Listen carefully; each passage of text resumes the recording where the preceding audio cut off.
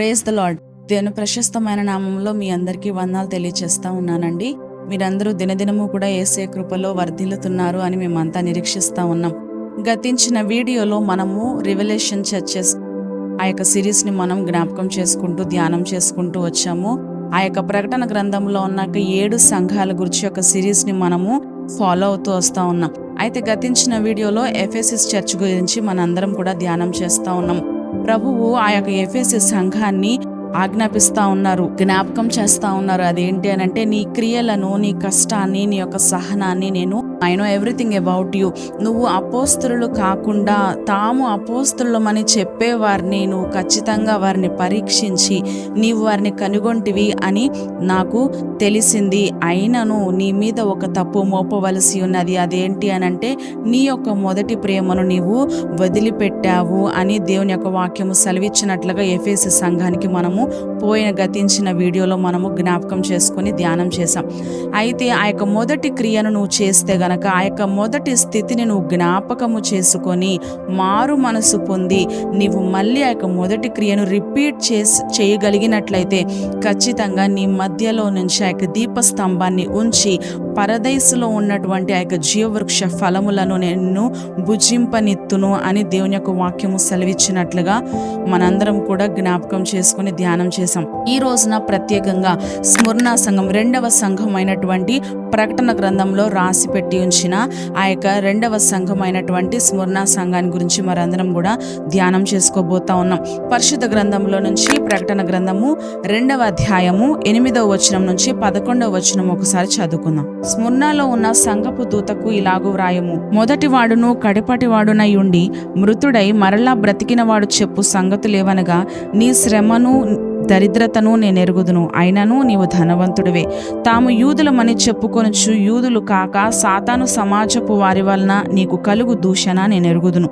నీవు పొందబోవు శ్రమలకు భయపడకుము. ఇదిగో, మీరు శోధింపబడునట్లు అప్పవాది మీలో కొందరిని చెరలో వేయింపబోచున్నాడు. 10 దినములు శ్రమ కలుగును. మరణము వరకు నమ్మకముగా ఉండుము. నేను నీకు జీవ కిరీటం ఇచ్చెదను. సంఘములతో ఆత్మ చెప్పుచున్న మాట చెవిగలవాడు వినుగాక. జయించువాడు 2వ మరణము వలన ఏ హానియు చెందడు. ఈ వాక్య భాగంలోకి వెళ్ళబోయే ముందల ఈ యొక్క స్మరణ చర్చ్ గురించి చిన్న హిస్టారికల్ బ్యాక్గ్రౌండ్ క్లుప్తంగా వివరించిన తదుపరి నేను వాక్య భాగంలోకి వెళ్ళాలి అని ఆశపడతా ఉన్నాను. ఆ యొక్క ఏన్షియంట్ స్మరణని ఈ రోజున మనము స్మరణ అని పిలవకుండా ఇజ్మీర్ అని మనం పిలుస్తూ ఉన్నాం. ఆ యొక్క పట్టణము టర్కీ దేశంలో ఉంది, ఏషియా మైనర్లో. వరల్డ్ మ్యాప్లో మనం చూడగలిగినట్లయితే ఆ యొక్క మిడిల్ ఈస్ట్లో ఆ యొక్క ఏషియా మైనర్లో టర్కీ దేశంలో ఈ యొక్క పట్టణం అనేది మనకి విజువల్ అనేది ఉంటుంది. అయితే ఈ యొక్క ఏషియా మైనర్లో ఉన్న 7 ప్రాంతాలకు కావచ్చు, 7 స్థలాలకి కావచ్చు, ఆ యొక్క 7 పత్రికలు రాసిన ఆ యొక్క 7 సంఘాలు కూడా మ్యాప్లో మనం చూడగలిగినట్లయితే అన్ని సైడ్ బై సైడ్ ఉండినట్లుగా మనము గమనించవచ్చు. అయితే ఫస్ట్ ఎఫెసస్ నుంచి మనము పైకి వెళ్ళాలి అని అంటే స్మరణ నుంచి మాత్రమే మనము పైకి వెళ్ళవలసిన అవసరం ఉంటుందండి. అయితే ఆ యొక్క దినములలో ఆ యొక్క రోమన్ ఎంపరర్స్ వచ్చినప్పుడు ఆ యొక్క రోమన్ ఎంపరర్ ఉండడానికి, అదే విధముగా వారి వెనక ఉన్నటువంటి ఆ యొక్క సైన్యము వీరు ఉండడానికి ఇదొక మెయిన్ సెంటర్గా స్మరణ ఉండేది 100 AD వరకు కూడా. అయితే ఈ యొక్క రోమన్ ఎంపరర్స్ నడిచే దారి, దాని నెక్స్ట్ డెవలప్డ్ ఏరియా ఏంటి అని అంటే వన్ అండ్ ఓన్లీ స్మరణానే అని మనం జ్ఞాపకం ఉంచుకోవాలి. అయితే స్టార్టింగ్ స్మరణ అనేది చాలా కొద్ది స్థలముగా ఉండేదండి. అయితే ఎప్పుడైతే రోమన్స్ రావడము, అక్కడ రోడ్స్ నిర్మించటము, పెద్ద పెద్ద రాళ్లను నిర్మించటము, ఇప్పటికీ కూడా ఇజ్మీర్కి వెళ్తే గనక మనము ఆ యొక్క రాళ్ళు కావచ్చు, వాళ్ళు ప్రారంభించిన లేదంటే వాళ్ళు నిర్మించిన ఆ యొక్క రాళ్ళు కావచ్చు, ఆ యొక్క కట్టడములు, ఆ యొక్క రోడ్స్ ప్రతి ఒక్కటి కూడా మనకి కనిపిస్తూ ఉంటుంది ఆ యొక్క ఇజ్మీర్ అనే యొక్క పట్టణానికి ఇప్పటికి కూడా మనము వెళ్ళగలిగినట్లయితే.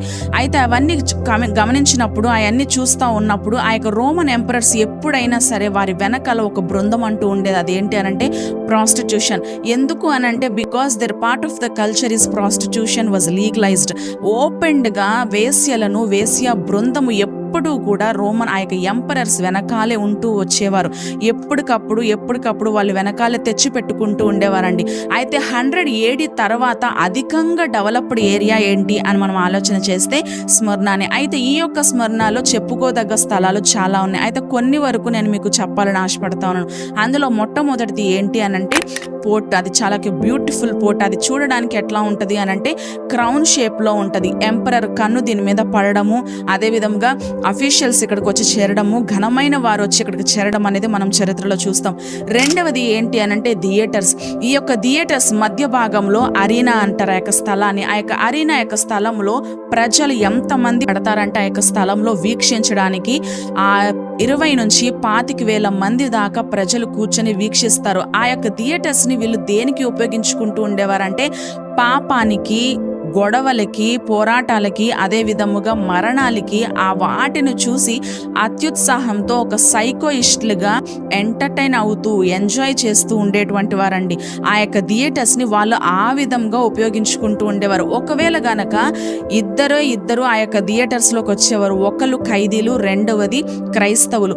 ఒకవేళ గనక ఖైదీలు ఒకవేళ అందుబాటులో ఉంటే గనక ఖైదీలను తీసుకొని వచ్చి ఆ యొక్క అరీనా ప్రాంతంలో వదిలిపెట్టి వాళ్ళల్లో వాళ్ళే గొడవలు పెట్టేసి వాళ్ళు కొట్లాడుకుంటూ ఉన్నా, వాళ్ళు తన్నుకుంటూ ఉన్నా, వాళ్ళు హత్యలు చేసుకుంటూ ఉన్నా సరే చాలా అంటే చాలా ఎంజాయ్ చేస్తూ ఉండేటువంటి వారు. ఆ యొక్క రక్తం చిందుతూ ఉంటే బహుగా సంతోషపడుతూ ఉండేటువంటి వారు ఆ యొక్క రోమన్ ఎంపరర్స్.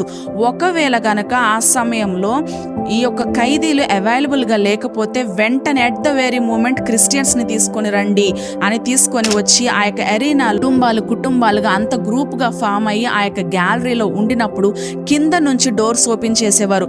కింద నుంచి డోర్స్ ఎందుకు ఓపెన్ చేసేవారు అంటే వారిని భక్షించడానికి, వారిని వేటాడడానికి, వారిని చీల్చివేయడానికి ఆ యొక్క వైల్డ్ యానిమల్స్ని వాళ్ళు రిలీజ్ చేసేవాళ్ళు. పులులు ఉంటాయా ఆ యొక్క సమయంలో, సింహాలు ఉంటాయా అనేది ఏది అందుబాటులో ఉంటే ఆ యొక్క క్రూర మృగాన్ని ఆ వదిలినప్పుడు అవి వచ్చి వాళ్ళని చీల్చి చెండాడుతూ ఉంటే, వాళ్ళని వేటాడుతూ ఉంటే, వాళ్ళని భక్షిస్తూ ఉంటే, రక్తం చిందింపబడుతూ ఉంటే, మరణం అవుతూ ఉంటే ఆ యొక్క నీరో చక్రవర్తి ఒక సైకోయిస్ట్గా తన దగ్గర ఎప్పుడు ఒక హార్ప్ ఉంటుంది. ఆ యొక్క హార్పుని మోగించుకుంటూ పాటలు పాడుకుంటూ ఆ యొక్క మరణ కేకలు వింటున్నప్పుడు ఎంతగానో అసలు సంతోషంతో ఆ యొక్క పాటలు పాడుకుంటూ ఆ యొక్క హార్పును మోగించాడు. అయితే నీరో చక్రవర్తికి తర్వాత సంఘటనలోనే ఎక్కువగా కోపగించుకునే ఒక విషయం ఏంటి అని అంటే ఆ యొక్క సింహాలన్నీ కూడా లేదంటే పులులన్నీ వచ్చి ఆ యొక్క మరణ కేకలన్నీ అయిపోయిన తర్వాత వాళ్ళందరూ కూడా మరణం అయిపోయిన తర్వాత డోర్స్ ఓపెన్ చేసేసి వాటిని మళ్ళీ లోపలికి పంపించేసి కీస్ క్లోజ్ చేసేసిన తర్వాత ఈ యొక్క క్రిస్టియన్స్ని వారి శవములను, ఆ యొక్క శవ ముఖముల యొక్క వైఖరి, వారి యొక్క ప్రత్యక్షత ఎట్లా ఉంది అని ఆ యొక్క నీరో చక్రవర్తి వెళ్ళి చూసినప్పుడు ఏ ఒక్కరు కూడా భయముతో కానీ, భీతితో కానీ, దిగులుతో కానీ, నిరాశ, కృంగుదల ఈ యొక్క విషయాలన్నిట్లో కూడా ఏ ఒక్క ముఖము ఉండేది కాదండి. జాయ్ఫుల్ ఫేసెస్ని ఆ యొక్క నీరో చక్రవర్తి చూసినప్పుడు అప్పటిదాకా సంతోషముతో ఉప్పొంగిపోయిన, సంతోషముతో ప్రకాశమానమైనటువంటి ఆ యొక్క తన ముఖము ఒకే విధముగా ఒకేసారి మాడిపోతుంది. ఎందుకనంటే వీరు ఇంత మరణమయ్యారు, ఇన్ని మరణ కేకలు, ఒక్కరి విషయంలో ఒక్క ముఖములో కూడా నేను భయాన్ని చూడట్లేదు, ఒక భీతిని చూడట్లేదు, ఒక నిరుత్సాహాన్ని కానీ నేను చూడట్లేదు, కానీ ఎంతో సంతోషముతో ఎంతో ఏదో సాధిస్తున్నాం, ఇట్స్ ఏ గెయిన్ అని వీళ్ళందరూ కూడా మరణించారు. ఆ యొక్క మరణపు ముఖములను ఆ యొక్క చూసినప్పుడు నీరో చక్రవర్తి ఎంతగానో కృషించిపోతాడు. ఆ యొక్క మొహం అంతా మాడిపోయినట్లుగా మనము చూడవచ్చు. అయితే మూడవది ఏంటి అని అంటే అగోరా అని అంటారు. అగోరా అంటే nothing but market place. Market place అంటే మీలో కొంతమంది కూరగాయలు అనుకుంటూ ఉండొచ్చు. కూరగాయలు మాత్రమే కాదండి, మార్కెట్ ప్లేస్ అంటే కూరగాయలు ఉంటాయి, రెస్టారెంట్స్ ఉంటాయి, హోటల్స్ ఉంటాయి, కాంప్లెక్స్ మాల్స్ ఉంటాయి, ఇంకా చాలా బ్యూటిఫుల్ ప్లేసెస్ అనేవి ఉంటాయి. ఆర్చెస్ ఒకటి ఉంటుంది, అది ఏంటంటే వేశ్య బృందములకి వారు కట్టడాన్ని నిర్మించారు, అక్కడ ఆర్చెస్ లాగా ఉంటాయి. తర్వాత జిమ్నాయిజం అని ఆ యొక్క ప్రాంతము ప్రసిద్ధి చెందినది, ప్రాముఖ్యత గాంచినది. దేనికి అని అంటే మెడికల్గా చూసుకున్న, సైన్స్గా చూసుకున్న, సైన్స్ గురించి ఏమైనా తెలుసుకోవాలంటే ఖచ్చితంగా ఆ యొక్క టైంలో స్మరణకే వెళ్ళాలి. మెడికల్గా ఏమైనా వైద్య రంగంగా ఏమన్నా తెలుసుకోవాలి అంటే ఖచ్చితంగా అక్కడికే వెళ్ళాలి. పొలిటికల్గా కూడా ఎంతో ఇన్ఫ్లుయెన్షియల్ సిటీగా మనము చెప్పుకోవచ్చు. కానీ అందరూ ధనవంతులే, కానీ ఏకైక ఒక్క బృందం వారే చాలా పూర్ పీపుల్. వాళ్ళు ఎవరు అంటే క్రిస్టియన్స్ అనమాట.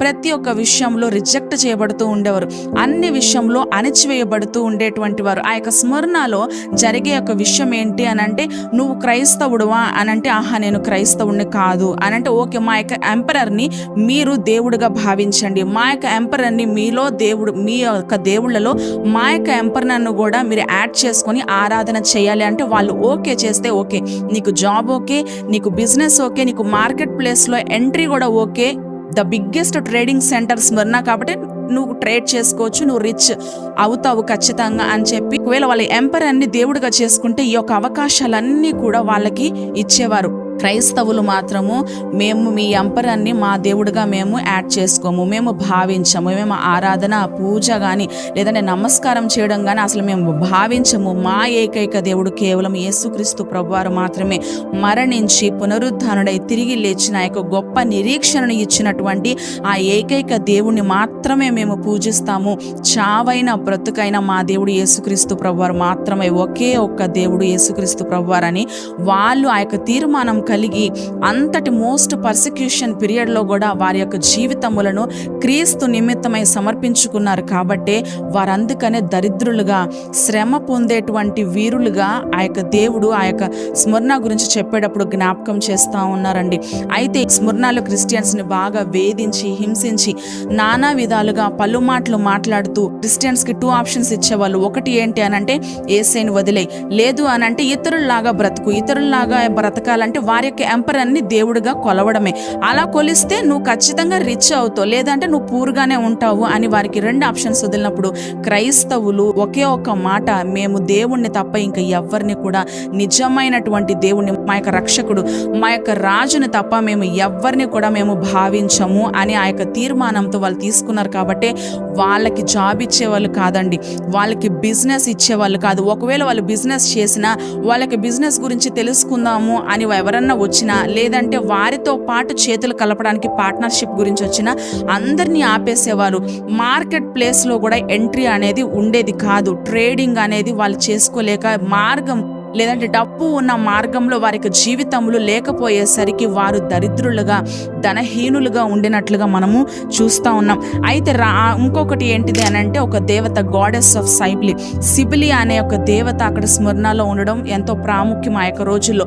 అయితే యేసుక్రీస్తు ప్రభువు మన యొక్క దేవాది దేవుడు కేవలము మనుషులలో కావచ్చు జంతువులలో కావచ్చు హీ ఓన్లీ క్రియేటెడ్ 2 జెండర్స్, ఆడ మగ. కానీ ఈ యొక్క సిబిలి was introduced initially 3rd gender అండి. ఆ యొక్క ప్రారంభ దినములలో 3rd జెండర్ని ఈ యొక్క సిబిలి అనేది ఇంట్రడ్యూస్ చేసినట్లుగా మనం చూస్తున్నాం. చూస్తే మనము సాతాను స్టార్టింగ్ నుంచి ప్యాటర్న్ అంతా ఒకటేలాగా కుట్ర వేస్తూ ఉంటాడు. ఒకటేలాగా ఆ యొక్క కుతంత్రాలన్నీ వాటి యొక్క ప్యాటర్న్ ఒకేలాగా మనము గమనించవచ్చు. మనుషులు మారచ్చు, వ్యక్తులు లేదంటే ఆ యొక్క సమయాలు పేర్లు మారచ్చు, కానీ వాడు చేసే యొక్క పని తీరంతా ఒకేలాగా ఉంటుంది అని మనము జ్ఞాపకం చేసుకోవాలి. అయితే ఆ యొక్క టైంలో సిబిలి అనే యొక్క దేవత ఉన్న టైంలో ప్రజలందరూ కూడా రక్తాన్ని చిందిస్తూ కోసుకుంటూ ఉండేవారు. అయితే ఈ యొక్క రక్తాన్ని చిందించడమే మనము ఏలియా దినములలో కూడా మనం గమనించవచ్చు. ఆ యొక్క బయలు అష్టారోతు దేవత ముందులో ఇజ్రాయెల్ ప్రజలందరూ కూడా తప్పుడు త్రోవ కలిగి బయలే దేవత, బయలే దేవుడు, యెహోవా మాకు దేవుడు కాదు అనినప్పుడు వాళ్ళు కూడా చేతులను కోసుకుంటూ రక్తాన్ని చిందించినప్పుడు ఆ యొక్క సన్నివేశాన్ని కూడా మనం జ్ఞాపకం చేసుకోవచ్చు. Why I'm comparing this in recent times అంటే ఎందుకని ఈ యొక్క విషయాలన్నీ కూడా ఇప్పుడు ప్రస్తుత సమయాల్లో నేను ఎందుకు పోలుస్తున్నాను అనంటే, ఎందుకనంటే ఆ యొక్క సమయంలో ఆ యొక్క పరిస్థితుల్లో క్రైస్తవులైనటువంటి వారు ఆ యొక్క మోస్ట్ పర్సిక్యూషన్ పీరియడ్లో ఎట్లా నిలబడగలిగారు, అదే విధముగా మనము ఈ యొక్క సమయంలో మనకున్న పరిస్థితుల్లో ఎలా నిలబడగలము అనేది మనం ఖచ్చితంగా నేర్చుకోవచ్చు.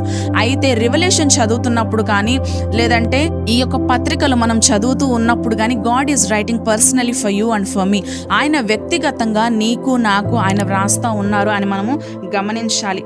మనందరం కూడా పరీక్ష చేసుకోవాలండి. అదే విధముగా పరిశుద్ధ గ్రంథంలో నుంచి ప్రకటన గ్రంథము 2వ అధ్యాయము 8వ వచనం ఒకసారి మరలా చదివి వినిపించాలి అని ఆశపడతా ఉన్నాను. స్మరణలో ఉన్న సంఘపు దూతకు ఇలాగు వ్రాయము, మొదటి వాడును కడపటి వాడునై ఉండి మృతుడై మరలా బ్రతికిన వాడు చెప్పు సంగతులు ఏవనగా. ఎందుకని దేవుడు ఇలా చెప్తున్నారు అనంటే వాళ్ళు చావుకు భయపడుతున్నారు, ప్రాణ భయముతో ఉన్నారు. కాబట్టి don't fear about death, I got victory over death అని దేవుని యొక్క వాక్యము సెలవిస్తూ ఉంది. దేవుడు వారికి జ్ఞాపకం చేస్తూ ఉన్నారు, మీరు చావుకు భయపడాల్సిన అవసరం లేదు, ప్రాణ భయముతో ఉండాల్సిన అవసరం లేదు. మీరు ఏకైక దేవుణ్ణి ఆరాధన చేస్తూ ఉన్నారు. ఆ యొక్క ఆరాధికుడైనటువంటి దేవుడు సజీవుడు నిర్జీవుడైనటువంటి దేవుడు, మృతుడయ్యాడు కానీ యుగ యుగములు సజీవుడైనటువంటి దేవుని మీరు ఆరాధన చేస్తా ఉన్నారు కాబట్టి మీరు భయపడాల్సిన అవసరం ఏమీ లేదు అని దేవుని యొక్క వాక్యం సెలవిచ్చినట్లుగా మనము గమనించవచ్చు. అయితే దేవుడు వారికి జ్ఞాపకం చేస్తా ఉన్నారు.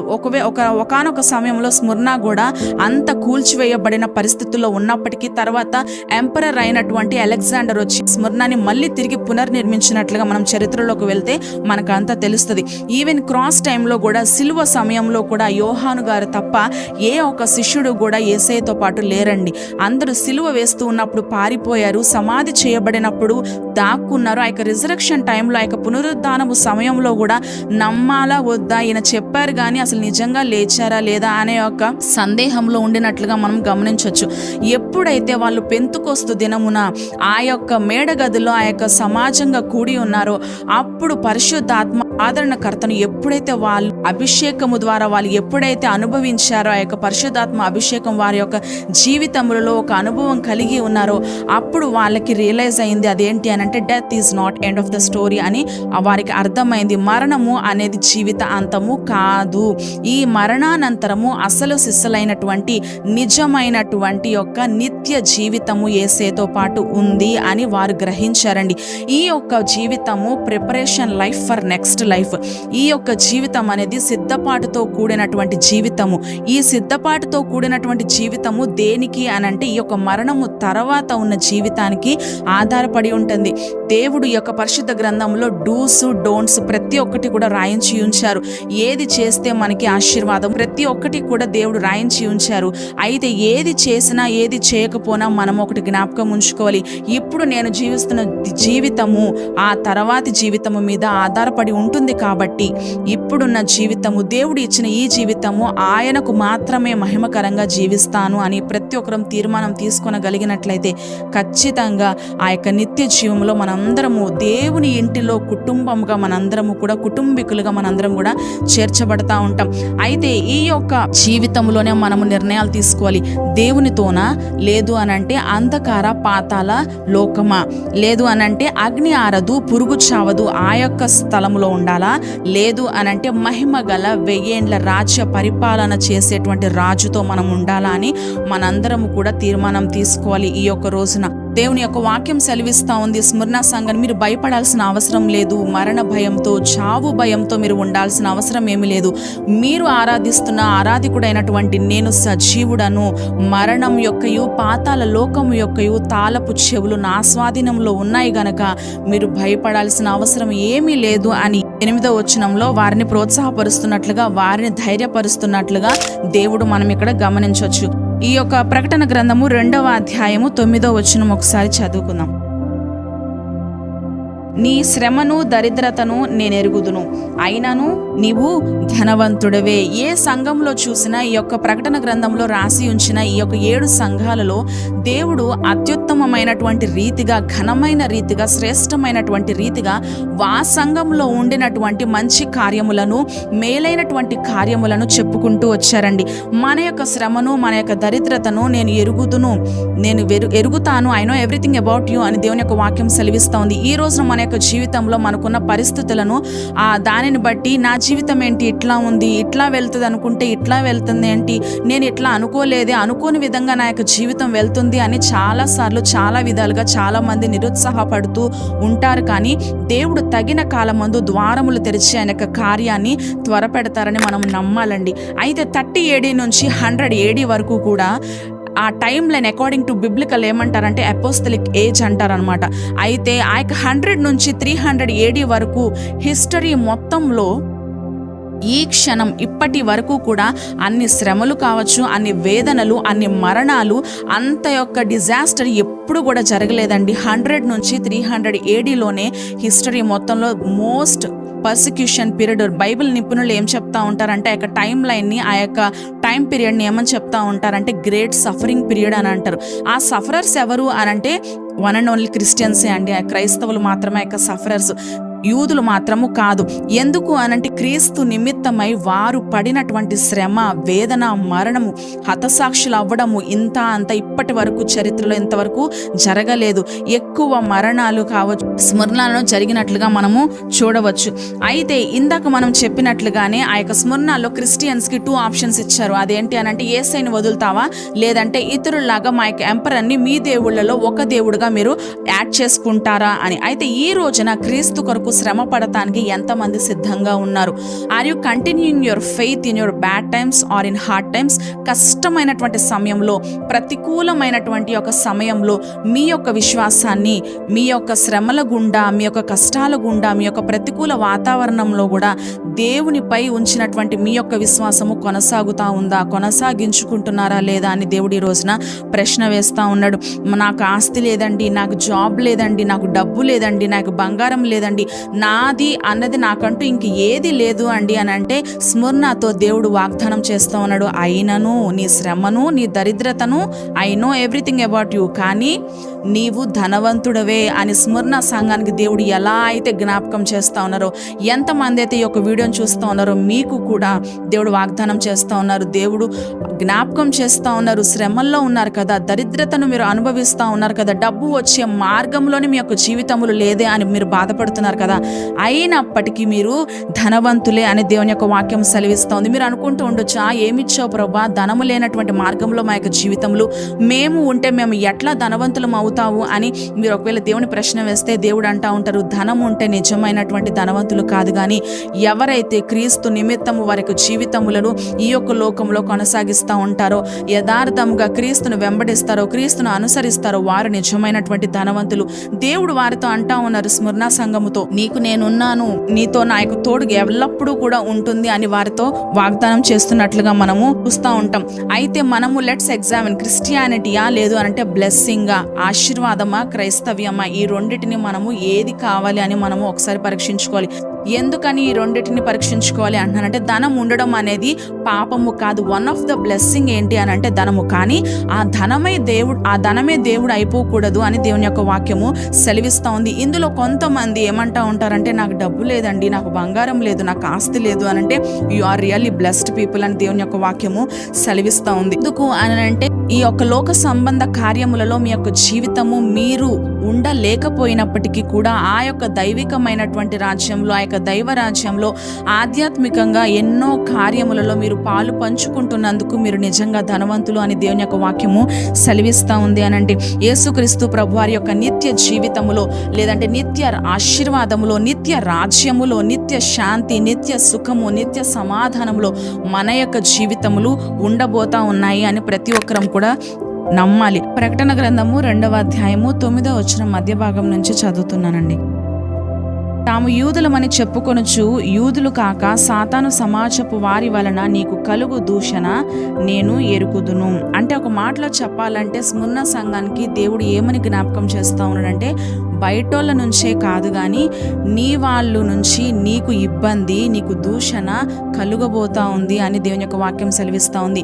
యూదులు కాకుండానే మేము యూదులమని చెప్పుకుంటారంట, వాళ్ళు క్రైస్తవులు అని చెప్పుకుంటారంట, మేము ప్రార్థన చేస్తాము, మేము పాటలు పాడతాము, మేము ఆరాధన చేస్తాము, we are the part of body of Christ అని వాళ్ళు చెప్తారు. కానీ వాళ్ళు సాతాను సంబంధులు, నా సంబంధులు కాదు, they are not belongs to me. వాళ్ళు అట్లా చెప్తారు కానీ వాళ్ళు నా వాళ్ళు కాదు అని యేసుక్రీస్తు ప్రభువారు స్మరణ సంఘానికి జ్ఞాపకం చేస్తూ ఉన్నారు. బయట వాళ్ళ నుంచే కాదు కానీ నీ వాళ్ళ నుంచి నీకు ఇబ్బంది, దూషణ కలగబోతా ఉంది కనుక దానికి నువ్వు భయపడాల్సిన అవసరం లేదు అని యేసుక్రీస్తు ప్రభువారు చెప్తా ఉన్నారు. వారికి ఒక పని ఉంది, అదేంటి అని అంటే కొండలు చెప్పడం. అది ఒక సాతాను స్వభావము, దైవ స్వభావము, ఆధ్యాత్మిక స్వభావము కాదు అని మనము జ్ఞాపకం చేసుకోవాలి. అయితే యెషయా గ్రంథము దేవుడు ఒక వాగ్దానం చేస్తా ఉన్నాడు. యెషయా గ్రంథము 43వ అధ్యాయము 2వ వచనం, నీవు జనములలో బడి దాటునప్పుడు నేను నీకు తోడయుందును, నదులలో బడి వెళ్ళునప్పుడు అవి నీ మీద పొర్లి పారవు, నీవు అగ్ని మధ్యను నడుచునప్పుడు కాలిపోవు, జ్వాలలు నిన్ను కాల్చవు. పాముకి ఆ యొక్క పాయిజన్ ఎక్కడ ఉంటది అని అంటే తలలో ఉంటది. తేలికి పాయిజన్ ఎక్కడ ఉంటది అంటే దాని యొక్క టెయిల్ జైల్లో ఉంటుంది.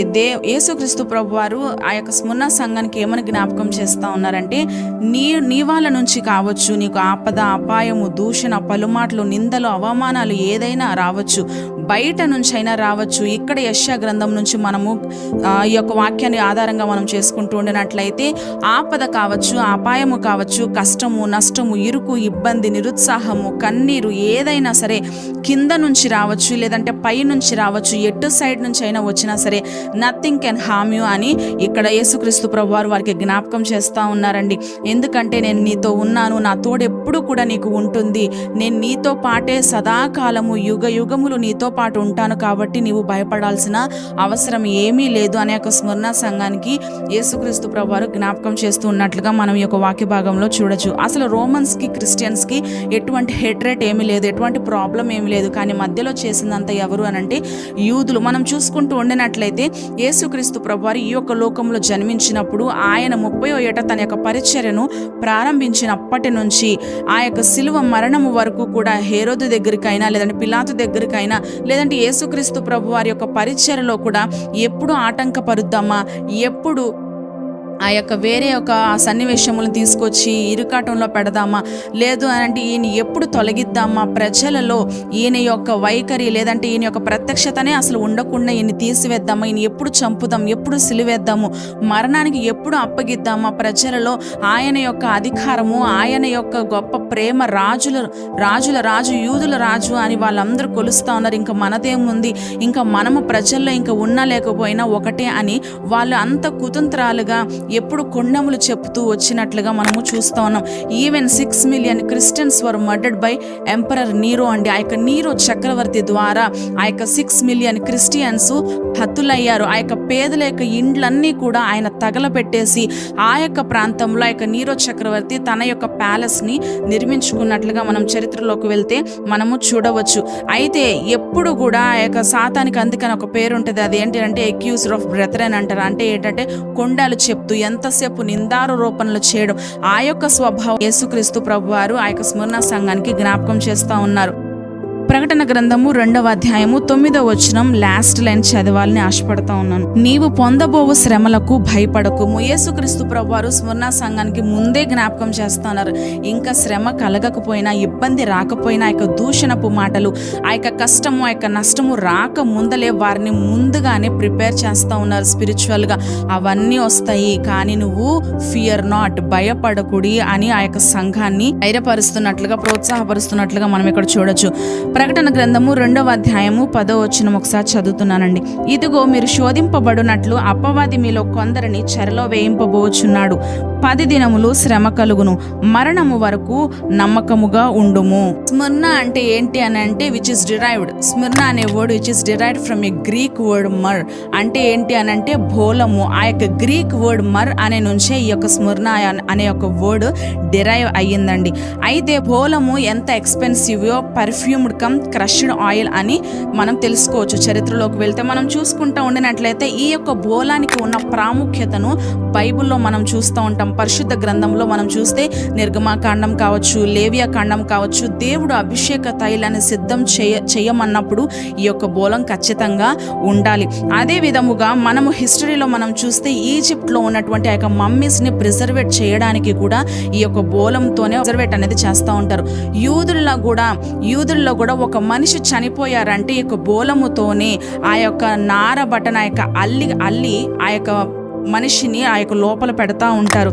అయితే యేసుక్రీస్తు ప్రభువారు మనం చూస్తూ ఉండినట్లయితే నూతన నిబంధన గ్రంథంలో కూడా యేసుక్రీస్తు ప్రభువారు జన్మించిన ఆ యొక్క జ్ఞానులు కూడా యేసుక్రీస్తు ప్రభువారి దగ్గరకు వచ్చినప్పుడు బంగారు, సాంబ్రాణి, బోలం అంటే ఆ యొక్క బోలానికి ఉన్న ప్రాముఖ్యతను, ప్రాధాన్యతను బైబిల్ ఎంతగానో స్పష్టంగా మనందరికీ కూడా తెలియజేస్తూ ఉంది. మనం చూసుకుంటూ ఉండినట్లయితే ఈ యొక్క స్మరణ అనేది గ్రేట్ అండ్ మెయిన్ హబ్ అనమాట. దేనికి అని అంటే ఆ యొక్క బోలానికి. ఆ స్మరణ నుంచి ఈ బోలం అనేది ప్రపంచం అంతా కూడా పంపించబడుతూ ఉండేది. అధికంగా ఎక్కడికి చేర్చబడుతూ ఉంటుంది అంటే ఈజిప్ట్ అంటే ఐగుప్తు దేశానికి ఎక్కువగా పంపిణీ చేయబడుతూ ఉంటుంది. ఈ యొక్క స్మరణలో అనేక సమస్యలు, అనేక హింసలు, అనేక వేదనలు అటువంటి యొక్క పరిస్థితి క్రైస్తవులకి మనము చూడొచ్చు. ఇది ఒక ఏషియా మైనర్ కి ఆర్నమెంట్ అనమాట స్మరణ అనేది. ఎందుకు అని అంటే ఆ యొక్క స్మరణ చూడడానికి క్రౌన్ షేప్ లో ఉంటుంది. మనము ఆ యొక్క ఏషియా మైనర్ టాప్ వ్యూ నుంచి మనం చూడగలిగినట్లయితే ఆ యొక్క స్మరణ అనేది ఎట్లా ఉంటుందంటే క్రౌన్ షేప్లో ఉంటుంది. ఇక్కడ 10 దినములు నీకు శ్రమ కలుగును, మరణాంతము వరకు నువ్వు నమ్మకం కలిగి ఉండు అని యేసుక్రీస్తు ప్రభువారు స్మరణ సంఘానికి సెలవిస్తూ ఉన్నారు. 10 దినములు అనంటే కేవలము 10 దినములు అని మాత్రమే కాదండి. It is a metaphor of saying for a while. ఇప్పుడు ఫర్ ఎగ్జాంపుల్, ఎప్పుడు వస్తావు మీరు, లేదంటే ఎప్పుడు వస్తారండి మీరు, వస్తా అన్నారు కదా అని ఎవరినైనా మనం అడిగితే వాళ్ళు ఏం సమాధానం చెప్తారంటే ఇంకా కొద్దిసేపట్లో వస్తామండి, లేదంటే ఒక 10 నిమిషాలు, లేదంటే ఒక 20 నిమిషాలు, ఒక పావు గంట అలా అని చెప్పి ఆ కరెక్ట్ టైంకి రాకపోయినా కొద్ది టైంలో వాళ్ళు ఖచ్చితంగా వస్తారు. అదే విధముగా ఈ యొక్క 10 రోజులు అనేది 10 రోజులు మాత్రమే కాదండి. మనం చూసుకుంటూ ఉండినట్లయితే for every test there is a reward from God for very sure.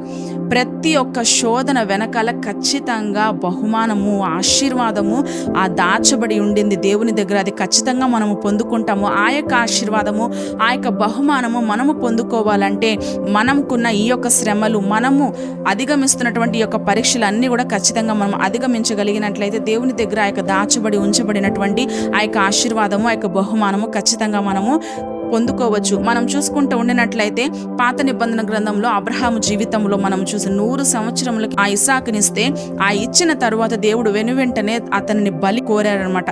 బలి ఇవ్వు అని చెప్పినప్పుడు ఆ యొక్క మోరియా పర్వతానికి వెళ్ళినప్పుడు బలి ఇచ్చినప్పుడు ఆ యొక్క అబ్రహాము జీవితంలో అదొక పెద్ద పరీక్ష. కానీ ఆ యొక్క తన ప్రియాతి ప్రియ కుమారుడైనటువంటి ఏకైక కుమారుడైనటువంటి ఇస్సాకును ఆ బలి ఇవ్వకుండా వెనుక తీయలేదండి. అక్కడ అబ్రహాముకి ఎంత విశ్వాసం ఉందో, ఎంత నిజమైనటువంటి భయభక్తులు ఉన్నాయో దేవుని పట్ల అక్కడ రుజువుపరచబడింది. వెనువెంటనే ఆ యొక్క ఇస్సాకు నుంచి అనేక జనములు, అనేక రాజులు ఇసుక రేణువుల వల్లే, ఆకాశ నక్షత్రముల వల్లే నీ యొక్క సంతానాన్ని అభివృద్ధి పరుస్తానని ఇస్సాకు ద్వారా ఆ యొక్క వాగ్దానాన్ని స్థిరపరిచినట్లుగా, వాగ్దానాన్ని ఒక నెరవేర్చినట్లుగా మనం చూస్తూ ఉంటాం. యోసేపు జీవితంలో కూడా స్టార్టింగ్ కనాను దేశంలో ఇంటిలో ఉన్నప్పుడు తండ్రి యొక్క ప్రేమ, సహోదరులు, అదేవిధంగా తల్లి ప్రేమ, దాసులు ప్రతి ఒక్కరు ప్రేమించబడుతూ ఉన్నాడు ఆ గారాల పట్టి. కానీ ఐగుప్తు దేశానికి వచ్చినప్పుడు ఎటువంటి కూడా ఆ యొక్క ప్రేమలు లేవు, ఆప్యాయతలు లేవు. నా అనుకునే వాళ్ళు ఎవ్వరూ లేరు ఐగుప్తు దేశంలో. కానీ ఒకానొక సమయం వచ్చింది. ఆ యొక్క సమయంలో దేవుడు ఖచ్చితంగా ఈ యొక్క శోధన అంతటి విషయంలో గొప్ప స్థానానికి ఆ యొక్క యోసేపును తీసుకొని వెళ్ళినట్లుగా మనము చూడొచ్చు. మన యొక్క జీవితంలో కూడా ఏదైనా పరీక్ష వచ్చినా, ఏదైనా శోధన వచ్చినా సరే అది ఖచ్చితంగా దేవుడు మనకి రివార్డ్ ఖచ్చితంగా ఇస్తాడండి. అది మనందరం కూడా నమ్మాలి. అదేవిధంగా ఈ యొక్క స్మరణలో ధనవంతులు కావచ్చు, ఘనులకి కావచ్చు, లేదు అనంటే విజయం సాధించేటువంటి వారికి ప్రతి ఒక్కరూ కూడా ఆ యొక్క స్మరణలో ఏం చేస్తారంటే కిరీటాలు పెట్టుకొని తిరుగుతూ ఉంటారు ఆ యొక్క స్మరణలో. అయితే ఈ యొక్క క్రైస్తవులకి మాత్రం ఎటువంటి కిరీటాలు లేదు. ఒకవేళ కనుక క్రైస్తవులకి ఒక కిరీటం అంటూ ఏదైనా ఉంది అని అంటే అది ఏంటి అనంటే సఫరింగ్ క్రౌన్. ఆ యొక్క వేదనతో కూడినటువంటి కిరీటము, హింస కిరీటము, కన్నీరు కిరీటము, లేదంటే మరణం యొక్క కిరీటము, ఇటువంటి కిరీటాలు పెట్టుకొని ఉండొచ్చు ఒకవేళ వాళ్ళకి, క్రైస్తవులకి ఉంటే గనక. మిగిలిన వాళ్ళందరికీ కూడా ఘనులకి కానీ, లేదంటే అఫీషియల్స్కి కానీ, లేదంటే విజయం సాధించేటువంటి వారు ప్రతి ఒక్కరికి కూడా క్రౌన్స్ అనేవి ఉంటాయి. అయితే దేవుని యొక్క వాక్యం సెలవిస్తోంది, యేసయ్య అంటా ఉన్నారు స్మరణ సంఘంతో, అదేంటి అంటే భయపడొద్దు, జయించి ముగించు, నేను నీకు జీవ కిరీటాన్ని ఇస్తాను అని యేసుక్రీస్తు ప్రభువారు వారికి జ్ఞాపకం చేస్తూ ఉండినట్లుగా మనము చూడవచ్చు. అయితే బైబిల్లో ఒక 5 కిరీటాల గురించి త్వరగా నేను చెప్పి ముందుకు వెళ్ళాలి అని ఆశపడతా ఉన్నాను. మొట్టమొదటిది ఏంటి అనంటే యాకోబు రాసిన పత్రిక 1వ అధ్యాయము 12వ వచనంలో అక్కడ మనం చూస్తాం, జీవ కిరీటాన్ని నేను మీకు ఇస్తాను అని దేవుడు సెలవిస్తున్నట్లుగా మనం చూడొచ్చు. 2వ కిరీటము మహిమ కిరీటము. 1 పేతురు రాసిన పత్రిక 5వ అధ్యాయం 4వ వచనం. ఇది ఆత్మలు సంపాదించే వారికి కావచ్చు, పాస్టర్స్ కి కావచ్చు, యొక్క మహిమ కిరీటము ఇవ్వబడతా ఉంటది. 1 కొరింథీయులకు రాసిన పత్రిక 9వ అధ్యాయము 25వ వచనంలో ఇన్కరప్టబుల్ క్రౌన్ అంటే అక్షయమగు కిరీటము, క్షయమైపోయేది కానే కాదు. ఇది ప్రేమ మహిమలో ఎవరైతే ఆసక్తిగా కనబడతారో వారికి జీవితంలో ప్రతిఫలంగా ఈ యొక్క కిరీటం అనేది ఉంటుంది. 2వ తిమోతికి రాసిన పత్రిక 4వ అధ్యాయము 8వ వచనంలో రైచియస్నెస్ అంటే నీతి కిరీటాన్ని ఇస్తాను. ఇది కూడా ప్రేమ లేదంటే మహిమలో కనబడే వాళ్ళకి ప్రతి ఒక్కరికి కూడా ఒక నీతి కిరీటం ఇవ్వబడతా ఉంటుంది. 1 తెస్సలోనికలకు రాసిన పత్రిక 2వ అధ్యాయము 19వ వచనంలో ఘనత కిరీటము. ఆత్మల సంపాదన ఎవరైతే చేస్తారో, ఆత్మల సంపాదన కలిగి భారం కలిగి ఎవరైతే తమ యొక్క జీవితములను ఈ యొక్క లోకంలో కష్టమైన నష్టమైన క్రీస్తు నిమిత్తమే వాళ్ళ యొక్క జీవితములు ముందుకు కొనసాగించుకుంటారో వారికి ఖచ్చితంగా ఆ యొక్క ఘనమైనటువంటి యొక్క కిరీటాన్ని యేసయ్య వారికి అందజేస్తారండి. అయితే క్రీస్తు కొరకు అన్ని వదిలిపెడతానికి మీలో ఎంతమంది సిద్ధంగా ఉన్నారు? 110 నుంచి 313 AD వరకు కూడా ఏ వెరీ లాంగ్ టైం, చిన్న విషయం కాదు. అంటే ఒక రోజు కాదు, లేదంటే ఒక నెల కాదు, ఒక సంవత్సరం కాదు, ఎన్నో సంవత్సరములు, ఎన్నో ఆ యొక్క కాలాల పాటు కూడా ఆ యొక్క క్రైస్తవులు స్మరణలో ఉన్నారు. అయితే ఆ యొక్క స్మరణలో ఉన్న ఆ క్రైస్తవులు ఎన్నో వేదనలు, ఎన్నో హింసలు, ఎన్నో మరణాలు, ఎంతో విధముగా వాళ్ళు పాల్పడినట్టుగా మనము చూస్తూ ఉంటాం. వారి యొక్క ఆ యొక్క 10 దినములు అంటే 10 దినములు మాత్రమే కాదు, కానీ బైబిల్ నిపుణులు లేదంటే చారిత్రాత్మకంగా ఏం చెప్తా ఉంటారంటే 10 దినములు అనంటే 10 రాజుల యొక్క కాలాలు అని చెప్తా ఉంటారు. అయితే వస్తున్న ప్రతి ఒక్క ఎంపరర్ వారి యొక్క పాయింట్ ఆఫ్ వ్యూ ఎలా ఉండేది అని అంటే, ఈ యొక్క క్రైస్తవుల్ని ఇలా హింసిస్తే, ఇలా బాధ పెడితే, ఇలా మరణానికి అప్పగిస్తే క్రిస్టియానిటీ అనేది ఇంకా అంతమైపోతుంది, ఇంకా క్రైస్తవ్యమే అనేది ఇంకా ఉండదు అని మనం చూసుకుంటూ ఉండినట్లయితే చరిత్రలో 213 సంవత్సరం తర్వాత, 7 సంవత్సరం తర్వాత మనం చూస్తే క్రిస్టియానిటీ అనేది ఆ యొక్క గ్రాఫ్ పెరుగుతానే ఉంది, కానీ తరగడం అనేది మనము చూడము. అయితే ఒక్కొక్క ఎంపరర్ ఒక్కొక్క రీతిగా యొక్క క్రైస్తవులను హింసించడము, అనేక వేదనల గుండా వారిని తీసుకొని వెళ్ళడము, మరణానికి అప్పగించడం అనేది మనము చూస్తూ ఉంటామండి. Most persecution period for Christians in Smyrna at that time. ఆ యొక్క సమయంలో అనేక శ్రమల గుండా, అనేక శోధనల గుండా వెళ్ళినట్లుగా మనము చూస్తూ ఉంటాం.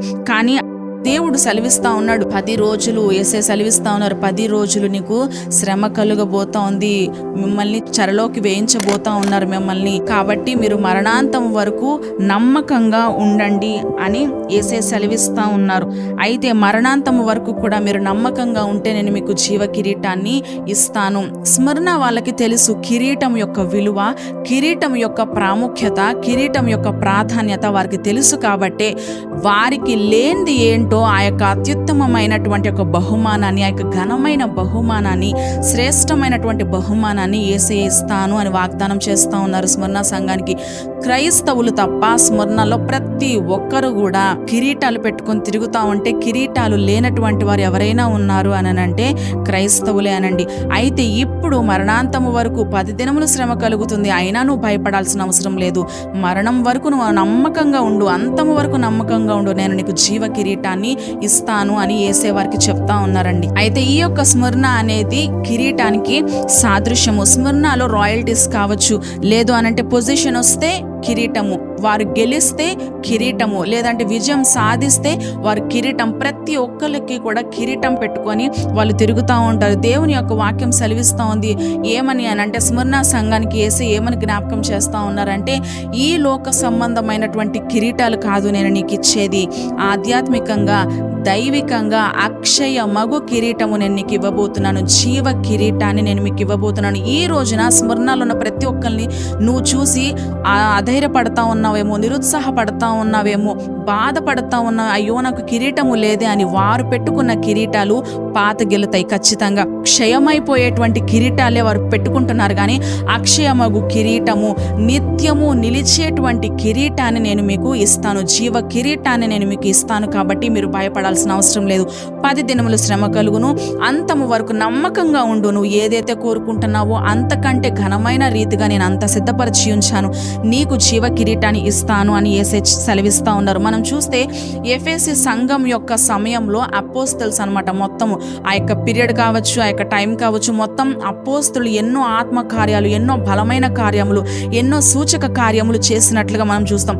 కానీ బట్ కమింగ్ టు ద స్మరణ, ఆ యొక్క స్మరణ సంఘానికి వచ్చేసరికి, ఆ యొక్క పీరియడ్ టైం పీరియడ్కి వచ్చేసరికి most persecution period, great suffering period అని మనము చెప్పుకోవచ్చు. స్మరణలో 2 రకాలైనటువంటి కిరీటాలు పెట్టుకొని తిరుగుతూ ఉంటారు.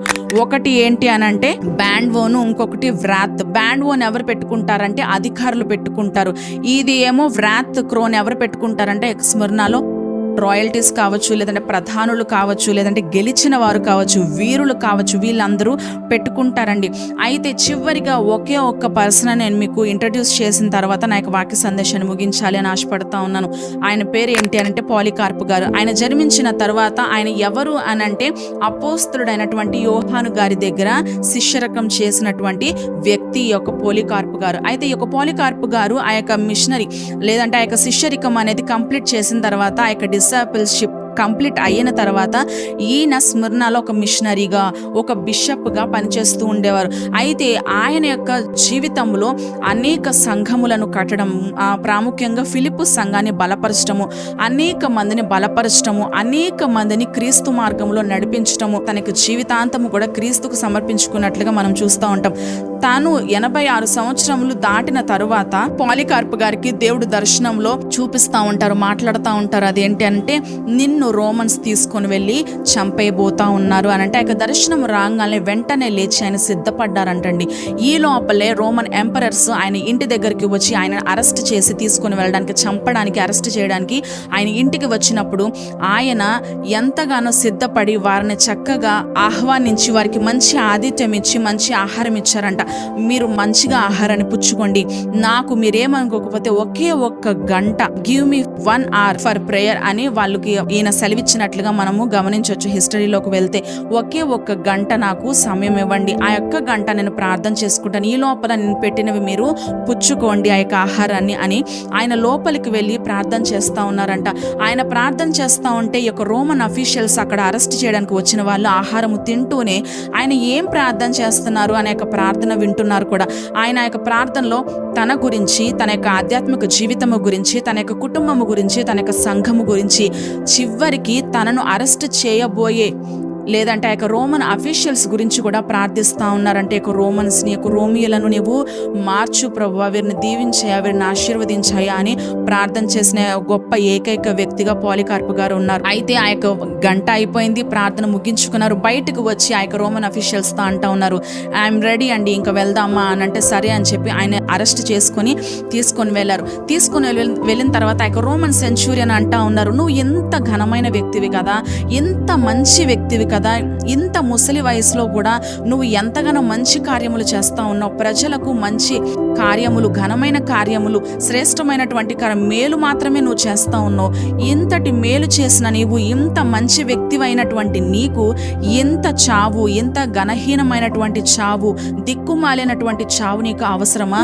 నీవు ఒప్పుకుంటే గనక నేను రోమన్ అధికారితో మాట్లాడతాను, నువ్వు ఖచ్చితంగా యేసయ్యను వదిలేసి, మామూలుగా అక్కడ ఎవరైతే యేసయ్యను వదిలేసి ఎంత సాఫీగా వెళ్ళిపోతా ఉన్నాయో వారి యొక్క జీవితములు, వారి యొక్క జీవితములు లాగా నీ యొక్క జీవితాన్ని కూడా కొనసాగించు, యేసయ్యను వదిలేసే, ఎందుకు నువ్వు ఇంతగా ఇలా హతసాక్షి అవ్వాల్సిన అవసరం లేదు అని చెప్పేసి అనినప్పుడు ఆయన ఏం మాట్లాడారో మాటలను నేను మీకు చెప్పాలని ఆశపడతా ఉన్నానండి. 86 years I have served him and he has done me no wrong. How then can I blaspheme my King and Savior?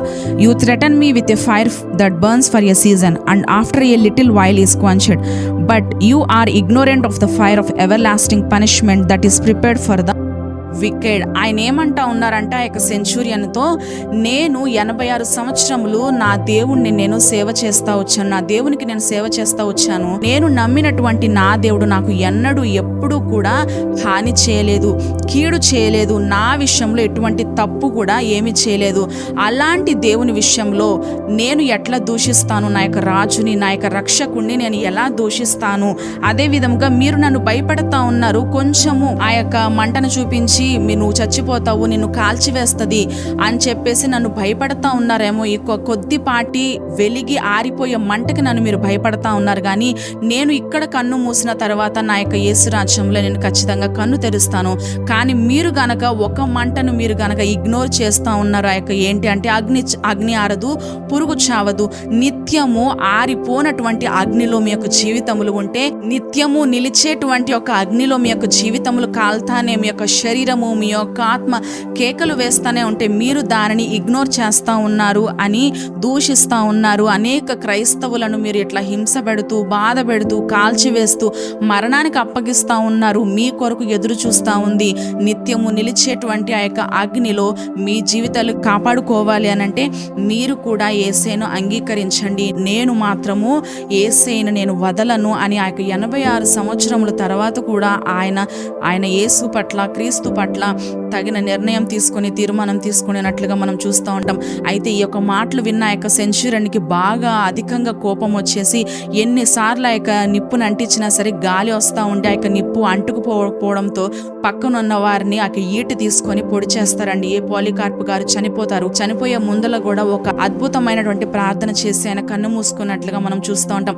ఇలా స్ముర్నాలో అనేక మంది హతసాక్షులు అవ్వటం, అనేక మంది క్రీస్తును వెంబడించేవారుగా ఉండడము ఎంతో గ్రేట్ సఫరింగ్ పీరియడ్. ఆ యొక్క స్ముర్నా సంఘంలో, స్ముర్నా యొక్క చర్చ్ టైంలో కూడా ఎంతో గ్రేట్ సఫరింగ్ పీరియడ్ అయినప్పటికీ కూడా యేసేని ఏ మాత్రము కూడా వదలకుండా చావైనా మేము చేస్తాం కానీ నా దేవుణ్ణి మాత్రం మేము వదలము అని వారు అంత ఇదిగా వారు తీర్మానం చేసుకొని వారు అంత ఇదిగా తమ జీవితములను యేసయ్య పునాది ఆయన విశ్వాస్యత మీద, ఆయనకు వాత్సల్యము మీద, ఆయనకు బండ మీద, క్రీస్తు అనే బండ మీద వారు పునాది వేసుకున్నారండి. ఈ రోజున వారందరూ కూడా మనకి మాదిరికరంగా ఉన్నారు.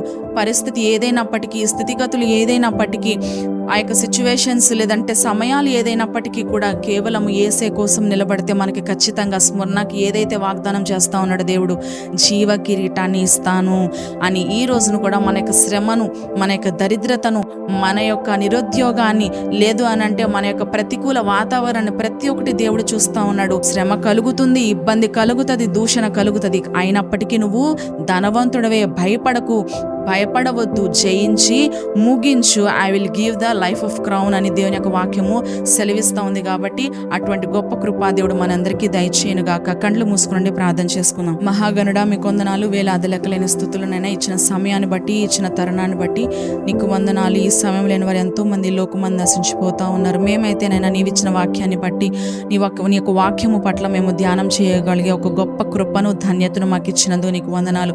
అయా, గతించిన వీడియోస్ నుంచి నైనా ప్రభా మేము రెవల్యూషన్ చర్చెస్ యొక్క సిరీస్ని మేము జ్ఞాపకం చేసుకుంటూ వచ్చాం. ఎఫెసస్ గురించి మీరు మాతో మీరు మాట్లాడారు. అదేవిధంగా ఈ రోజున స్మరణ గురించి మాతో మాట్లాడిన గొప్ప దేవా నీకు వందనాలు. మేము మా యొక్క జీవితము ఏ పాటిది, లేదంటే మా యొక్క జీవితం ఎట్లాంటిది, మా యొక్క జీవితం ఎలా వెళ్తుంది, ప్రతి ఒక్కటి కూడా మా యొక్క జీవితంలో జరిగే ప్రతి ఒక్క చిన్న నుంచి పెద్ద కార్యముల వరకు కూడా నీ యొక్క పర్యవేక్షణలో, నీ యొక్క దృష్టిలో ఉన్నాయని మేమంతా నమ్ముతా ఉన్నాం. స్మరణ సంఘానికి నువ్వు జ్ఞాపకం చేస్తూ ఉన్నావు. నీ శ్రమను, నీ దరిద్రతను నేను ఎరుగుతాను, అయినను నీవు ధనవంతుడివే, 10 దినములు శ్రమ కలుగును, భయపడొద్దు, జయించి ముగించు, నేను నీకు జీవ కిరీటాన్ని ఇస్తాను అని వారికి జ్ఞాపకం చేసావు ప్రభా. ఈ రోజున మా యొక్క జీవితం ఏదైనప్పటికీ కూడా, అయ్యా మా యొక్క పరిస్థితులు ఏదైనప్పటికీ కూడా, ఆ యొక్క సమయంలో వాళ్ళు ఎలా నిలబడగలిగారో మేము కూడా మా యొక్క సమయం కావచ్చు, మా యొక్క పరిస్థితి కావచ్చు, మాకు ఏది కావాలైనా ప్రభా, మా యొక్క జీవితం ఏదైనప్పటికీ కూడా వారికి లాగా మేము నిలబడగలుగునట్లుగా అటువంటి గొప్ప కృపను మాకు దయచేయండి ప్రభా. నీవు వాగ్దానం చేస్తున్నటువంటి ఆ యొక్క జీవ కిరీటాన్ని పొందుకోగల అర్హులుగా మమ్మల్ని తయారు చేయమని ప్రభువైన యేసుక్రీస్తు నామములో మిక్కిలి వినయంతో బ్రతిమలాడి వేడుకొనుచున్నాం మా పరమ తండ్రి. ఆమేన్.